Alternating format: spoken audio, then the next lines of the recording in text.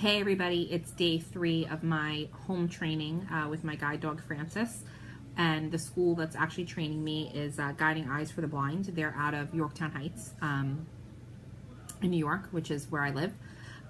So yesterday I gave you an update about going out with Francis for the first time to the zoo, which is near my house.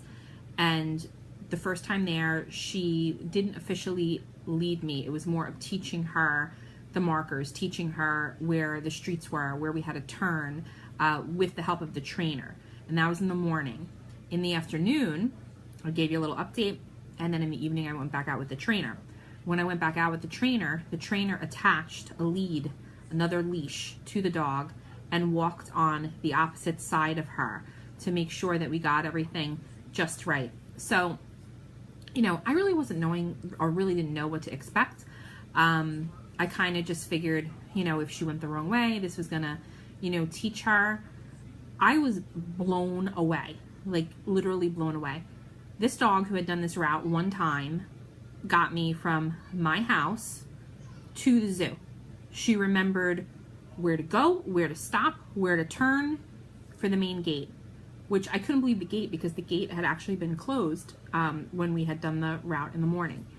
It was unbelievable. And I mean, we had things that, you know, that we have to tweak, and it was only day 2. I mean, now today's day 3, but I was completely amazed. I mean, I had no idea how intelligent these animals are. They are so smart. I mean, it's crazy to me, you know. I'll be honest, on the way back, I got a little emotional. Actually a lot emotional. I got a lot emotional. I talked about this before, and I just want to reiterate it again. You know, I was not born blind. I became blind as a result of my cancer. My blindness is from a neurological condition that they determined was from the chemotherapy and the radiation that I had received. I was not born this way. However, I grew up in a house with my maternal grandparents. They lived downstairs, we lived upstairs, and my grandfather had suffered macular degeneration. He had had a stroke, heart attack. He became legally blind when I was a little kid. I remember him. We were very close, and he passed away a few years ago. And I get upset again. I remember him when he lost his eyesight. I remember how he used to sit and he would read the newspaper every day. And then when he became legally blind, he lost his license. He lost the ability to read the newspaper, and he was older, and he was a very prideful man, very typical Irish English guy, really just, you know, he would never let you know that it broke him, but it broke him. And we took care of him, and I used to go downstairs as a little kid, and I would sit with him, and we were like 2 peas in the pod. And I always wondered what it would have been like if he had had a dog. He loved dogs. He was very social. I would watch him cross streets, and I remember being a little girl and actually seeing him get clipped by a car going to a little delicatessen that was across from where we lived. And I always worried about him, but he just was very resistant to learning anything. And I didn't know it then, but I know it now, that having had that experience as a child and seeing him go through that, when this did happen to me, and at the time when you're a kid, you don't think that blindness, cancer, or anything like that is going to happen to you. I knew I was going to get a dog. If my grandfather taught me anything, it was to not be like him with regards to the blindness.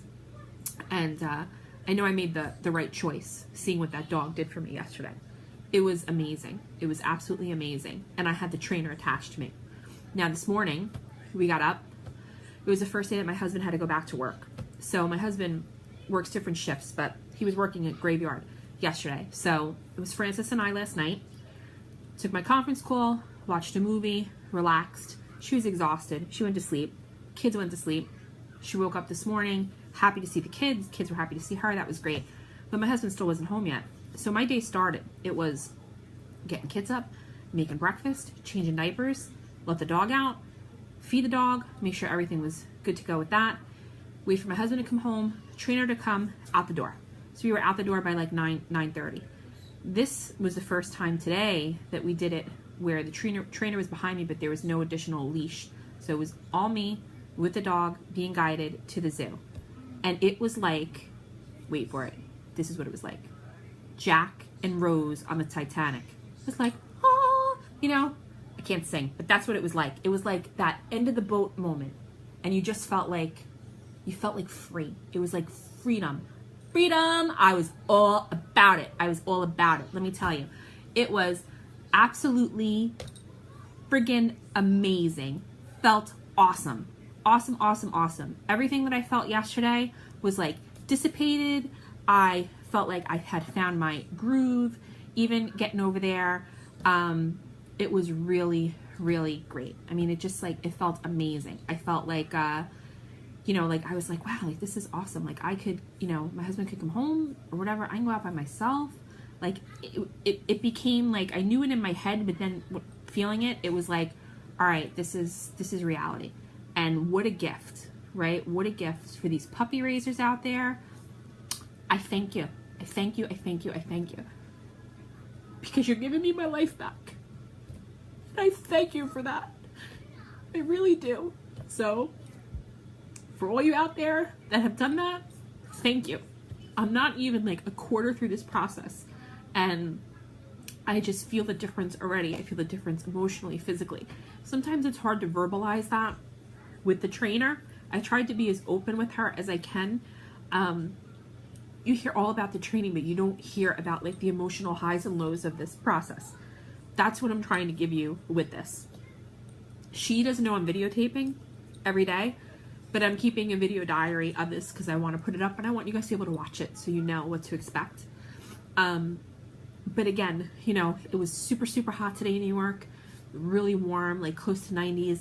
I could feel it, the dog could feel it. I was happy when we got home because, you know, you still get withdrawn just from the emotional high of it. Like the Rose and Jack moment, like that took everything out of me. Like once I realized, like I felt like I got reserved and I got quiet with the trainer and I was just in the zone and I was thinking to myself, okay, you know, left foot forward, turn here, you know, right, left, hand signals, to the curb. Like these are all like the things that you learn that it was kind of going through my head.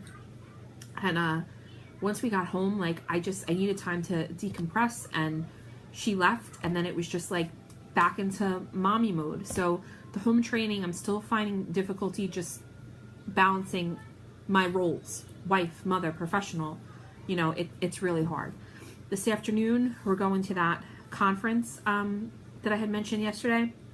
So it's really like my first professional thing with her where I'm going to be out amongst people. So I'm hoping that it goes well. I will have some support there.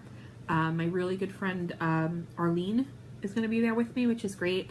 And my trainer will be there as well to kind of help me like navigate it. So we'll see how it goes and I'll let you know tomorrow. But I feel super happy. I just feel like really, really good. Big difference from yesterday. I'm happy that my kids are happy too. Because they really enjoy her. And she's an absolute doll. She's so beautiful. I wish you guys could see her. She's just so, so pretty. And she's so loved already. She really, really is. So that's about it for day 3. I'll let you know how everything goes tonight, tomorrow, and we're planning on going to a couple other different places that I want to go to, or that I usually go to, my grocery store, my pharmacy, places like that. And then I also would like to be able to go places by myself. Like I want to go get my nails done by myself. I want to go to the movies by myself, just for break. You know, it would be great to just say, okay, hey, I'm going. I also see a big difference in my husband. It's hard for him to not have me here with the kids every second because I usually am here with them every second. But he seems like I don't know, he's loosening up a little bit. Like he feels like, he worries about me. You know, I'm out, I live in New York City, you know, I have 2 kids and I go out by myself and I don't care who you are. If you wouldn't be worried about me, then you don't care about me. So, you know, he absolutely is worried, but I could see with Frances that he really enjoys her as well. And she thinks that he's great. So, hopefully things will get better from here. So stay tuned for tomorrow, day 4. And we'll see how it goes. Talk to you later.